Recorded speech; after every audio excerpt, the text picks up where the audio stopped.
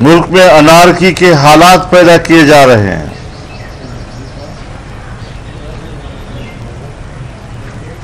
تحریک انصاف کے کارکن نوجوانوں کو اور جمہوری قوتوں کو اشتعال دلا رہے ہیں کہ کسی طرح مزاحمت ہو اور ملک میں فسادات کے شعلے بھڑک اٹھے اور اس طرح ملک کی سلامتی کو داؤ پہ لگایا جائے.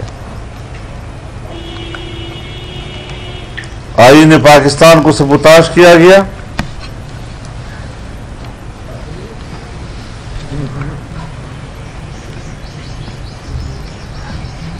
جو ملک کی وحدت کے لیے اساس ہے، اور اگر آئین نہیں رہتا یا آئین کے ساتھ اس طرح کھلواڑ کیا جاتا ہے، اس کی اہمیت اور اس کی توقیر کو خاک میں ملایا جاتا ہے، تو پھر صاف ظاہر ہے کہ پاکستان کے وجود ایک سوالیہ نشان بن جائے گا اور اس کے لیے پاکستانی قوم کو ایک آواز بن کر اٹھنا پڑے گا.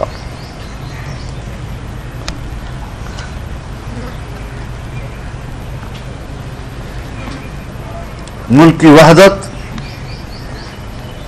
پارلیمان اور اس کی بالادستی، جمہوریت، یہ پاکستان کی نظریاتی بنیادیں ہیں جنہیں ہلا کر رکھ دیا گیا ہے. آئین کی اسلامی دفعات، عقیدہ ختم نبوت کا تحفظ، ناموس رسالت کا تحفظ، یہ پاکستان کی نظریاتی شناخت ہے جو ان کے نشانے پہ ہے.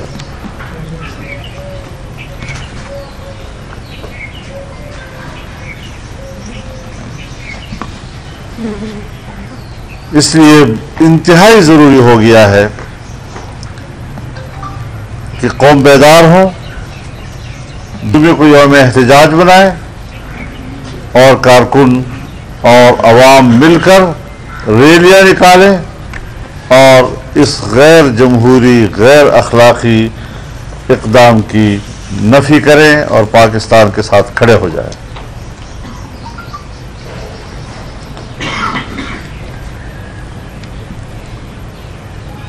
ہمارے اداروں کی بھی ذمہ داری ہے کہ وہ آئین کے تحفظ کے لیے اپنا کردار ادا کریں. عدلیہ کی آزادی ہو، اسٹیبلشمنٹ اور بیوروکریسی کے فرائض کی ذمہ داری،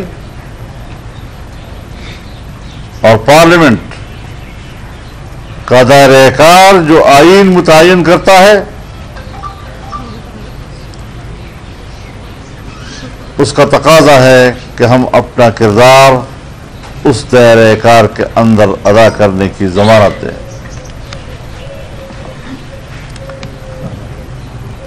سپریم کورٹ آف پاکستان نے از خود نوٹس لیا، یہ درست اقدام تھا،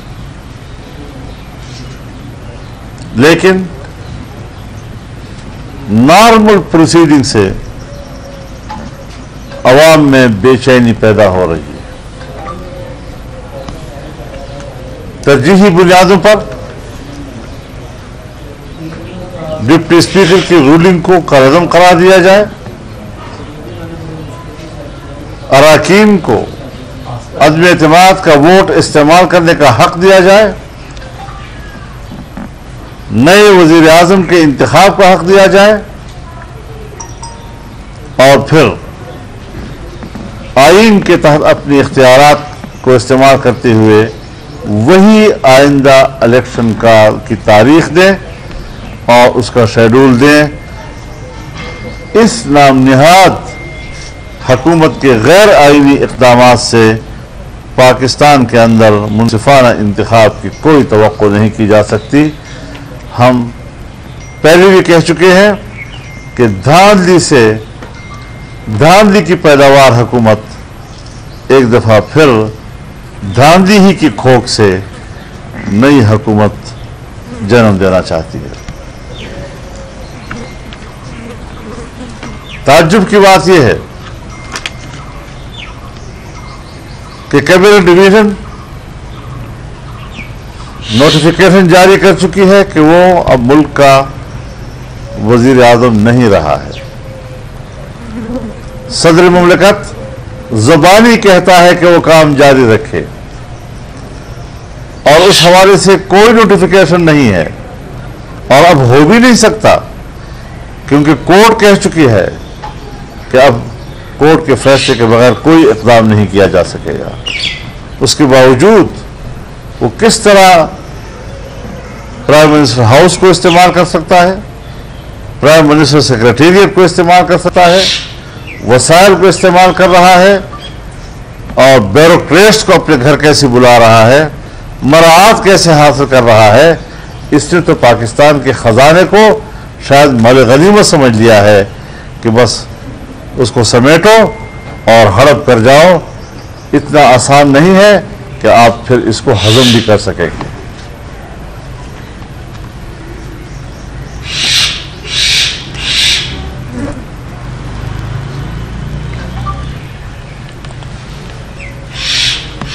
اس بات کا نوٹس لیا جائے، یہ کوئی معمولی بات نہیں ہے کہ آپ پاکستان کی قومی قیادت اجتماعی طور پر پارلیمنٹ کے 197 اراکین کو غدار قرار دیتے۔ یہ توہین ہے، شرف انسانیت کے خلاف ہے، اور انشاءاللہ وہ دن اب آنے والے ہیں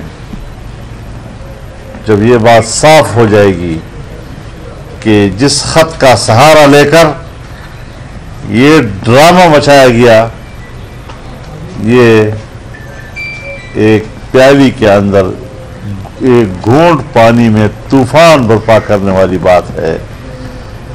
یہ خط بھی جھوٹ ہے، اس کے مندرجات بھی غلط بیان کیے جا رہے ہیں، اور اس حوالے سے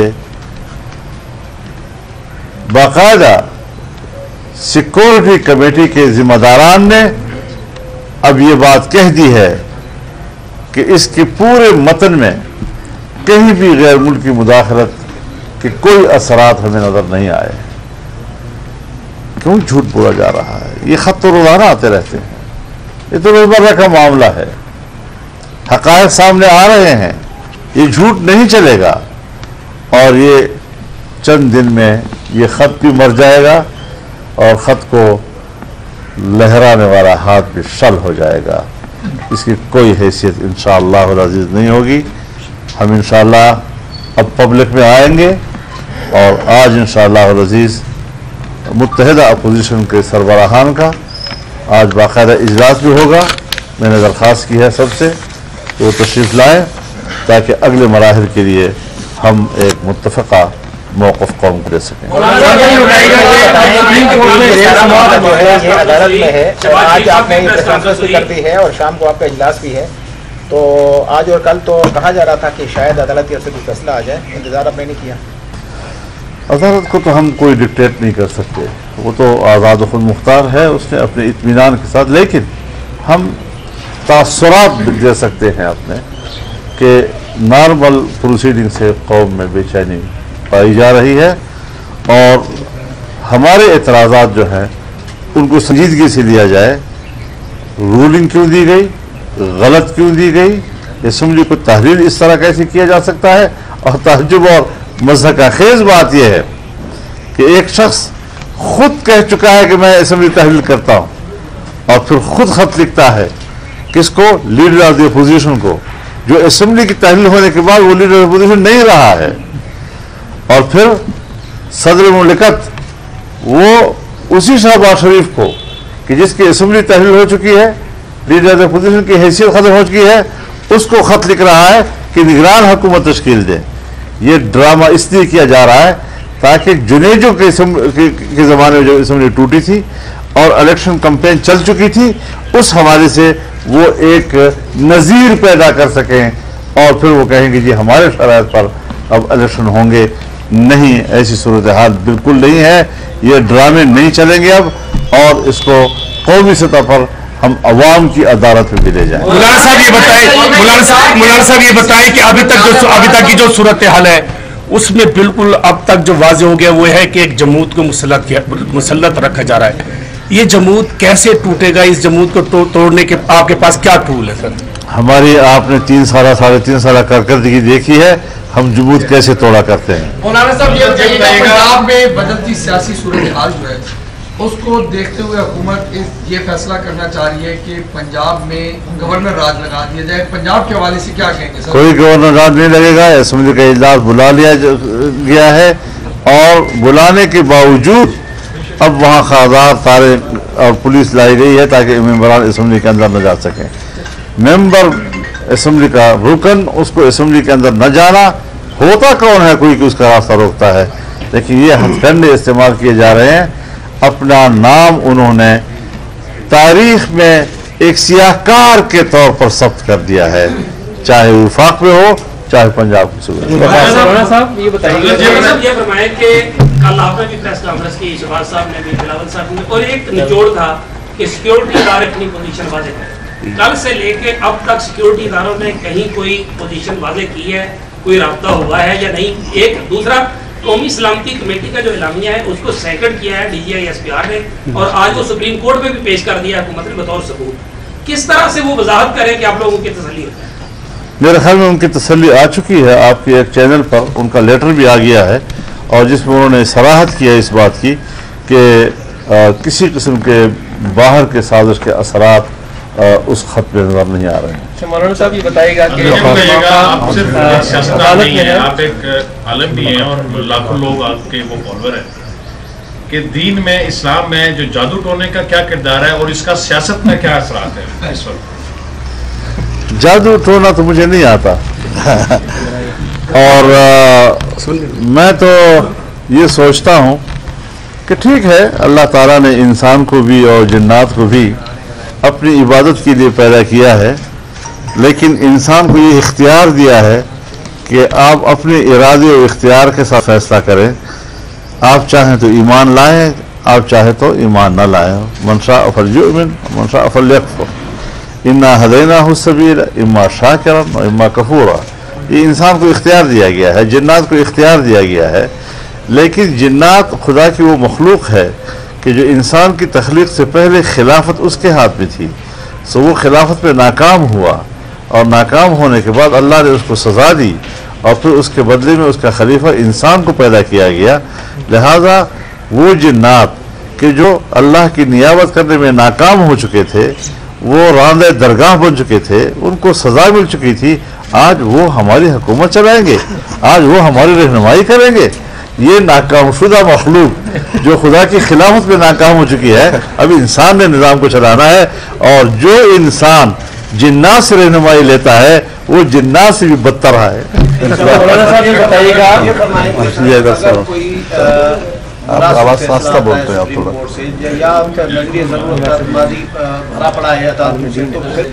हमें नजरिए की जरूरत नहीं, हमें नजरिए जमहूरियत चाहिए।